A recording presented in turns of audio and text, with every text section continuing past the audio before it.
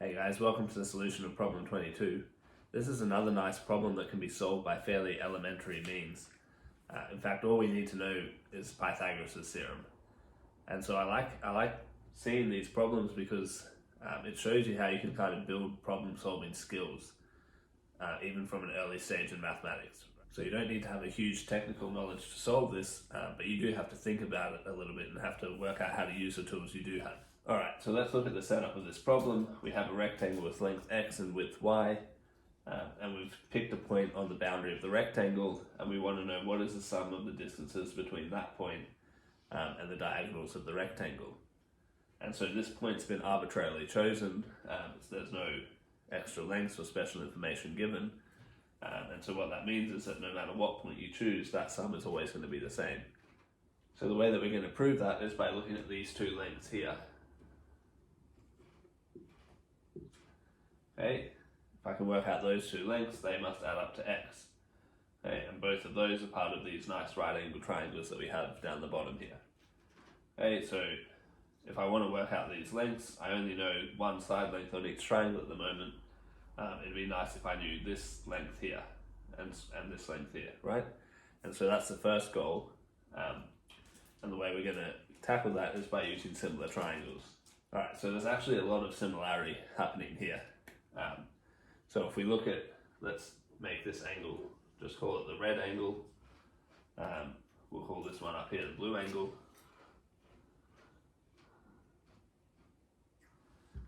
Okay, there's a few other red and blue angles we can put in. So firstly, this one here is obviously a red angle too. Since that triangle's the same, it's just reflected. And so that means that in these triangles,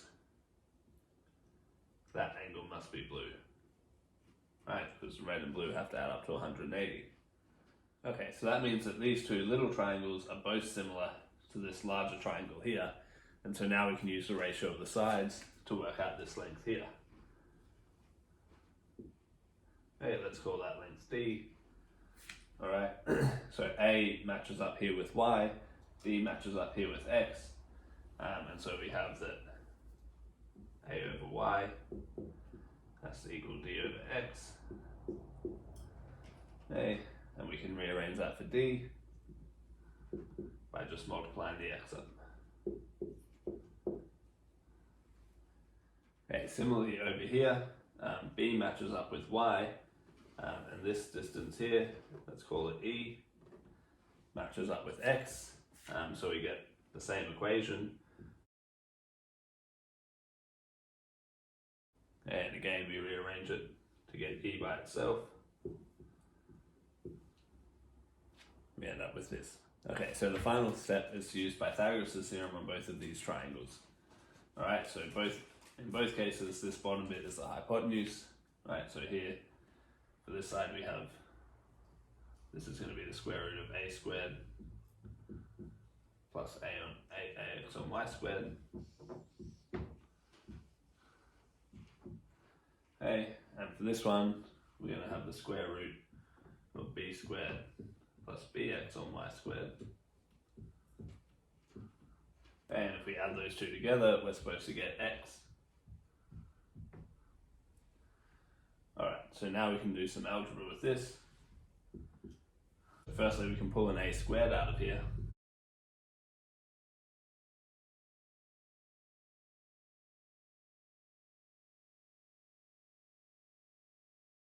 Okay, which means that they can come out.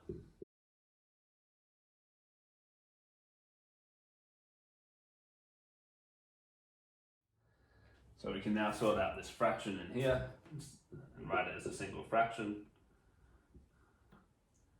So we get x squared plus y squared over y squared.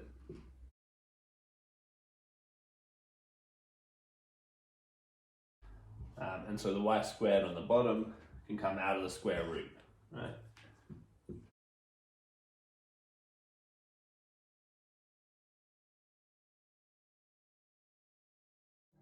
Alright, so we're almost there.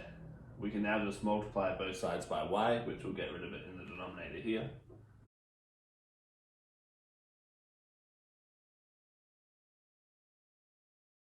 And finally we can divide both sides by the square root, by this square root, okay? And that will drop it off both of those, leaving us with a plus b, which is what we want. And now on this side,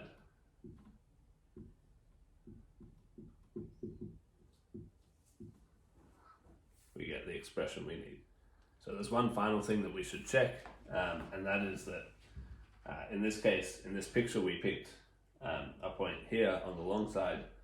The other thing we could do is pick a point up here and check, and we should check that we get the same thing. I'll leave that up to you guys to do that, but you will end up with the same thing, because what will happen is that x and y will swap roles. But this is sort of all symmetric in x and y, right? If I swap x with y, I end up with the same thing over here. So nothing will change.